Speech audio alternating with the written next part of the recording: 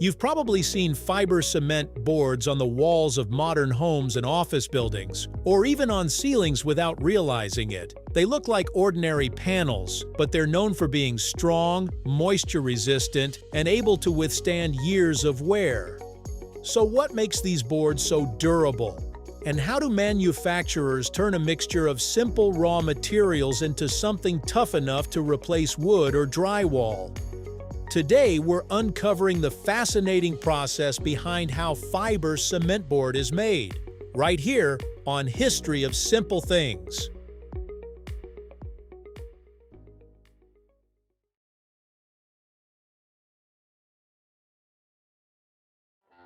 Fiber cement has been around for more than a century. Early versions, introduced in the late 1800s, used asbestos fibers to strengthen cement because they were inexpensive and highly durable. However, after asbestos was found to pose serious health risks, manufacturers around the world began replacing it with much safer cellulose fibers during the late 20th century. Modern fiber cement boards retain the same strength and durability but are made with safer materials, making them among today's most popular building products.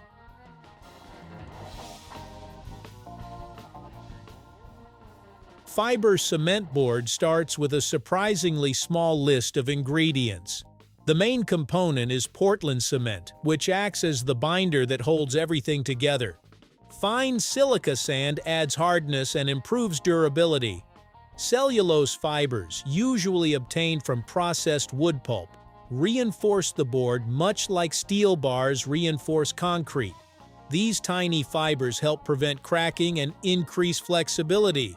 Water is added to combine everything into a smooth slurry, while small amounts of mineral additives may be included to improve strength, workability, or resistance to moisture. Although each ingredient has a different role, none of them can produce a quality board on its own. It's their combination that gives fiber cement its unique properties.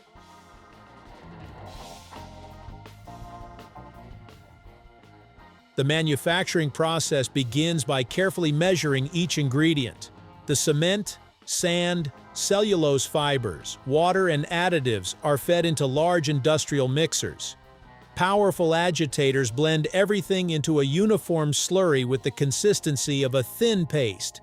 This stage is more important than it looks. If the fibers aren't evenly distributed, some parts of the board may end up weaker than others.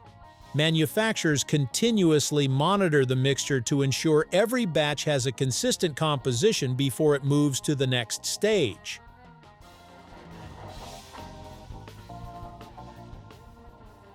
Instead of pouring the slurry into a large mold, many factories use a process called the Hatschek process, invented in the late 1800s.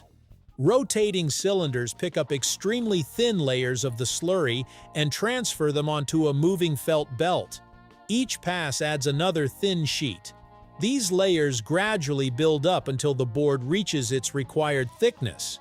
Because the board is formed layer by layer, the cellulose fibers become evenly distributed throughout the material, creating greater strength and consistency.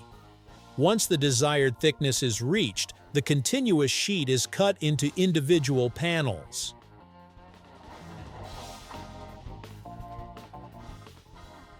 Freshly formed boards still contain a significant amount of water. To remove it, the panels pass through powerful hydraulic presses. The pressure squeezes out excess moisture while compressing the layers tightly together. This step also eliminates tiny air pockets that could weaken the finished product. By making the material denser, pressing improves both its strength and its surface finish, preparing it for the curing stage.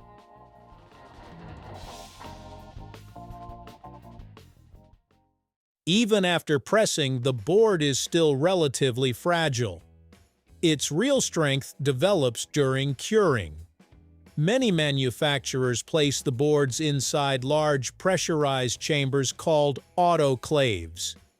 Inside, high-pressure steam and temperatures above 170 degrees Celsius accelerate the chemical reactions within the cement. During this process, new crystalline compounds form, binding the ingredients together into an exceptionally strong and stable material. Autoclave curing not only speeds up production but also improves durability, dimensional stability, and resistance to cracking.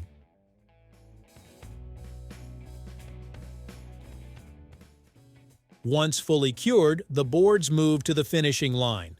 Some are left with smooth surfaces, while others receive embossed textures that imitate natural wood grain or stone. Precision saws trim every panel to its final dimensions.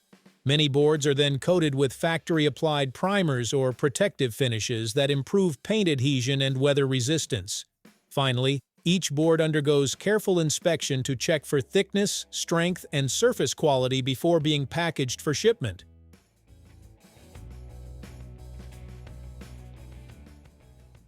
Fiber cement boards have become popular because they combine the strengths of several building materials. Unlike wood, they don't rot or attract termites. Unlike ordinary drywall, they tolerate moisture much better. They're also non-combustible because they're made primarily from cement and minerals. The embedded cellulose fibers improve toughness, helping the boards resist cracking from normal expansion, contraction, and everyday use. This combination of properties makes fiber cement suitable for siding, ceilings, interior walls, and exterior cladding in a wide variety of climates.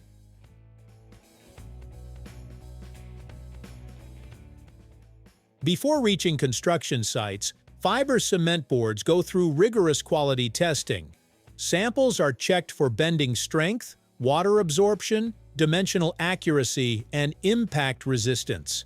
Some boards are repeatedly soaked and dried to simulate years of changing weather conditions, while others undergo freeze and thaw testing in colder regions. These tests ensure that every batch meets industry standards before it's approved for sale.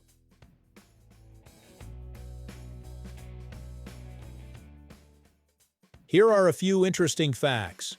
The hot-check manufacturing process is still widely used today, more than 120 years after it was invented. Some fiber cement boards can convincingly mimic wood, brick, or stone while requiring far less maintenance. And because cellulose fibers come from renewable plant sources, modern fiber cement is much more environmentally friendly than the asbestos-based products used decades ago.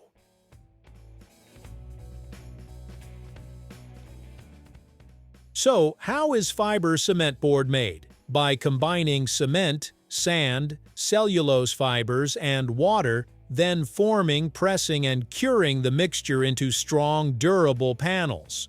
What looks like a simple construction board is actually the result of carefully controlled chemistry and engineering, a process refined over more than a century.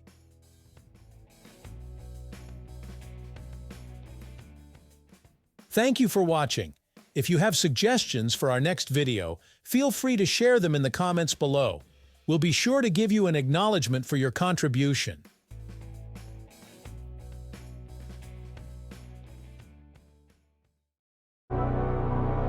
Thank you for joining us on this journey through the history of simple things. Don't forget to like, subscribe, and stay tuned for more stories woven through the smallest details.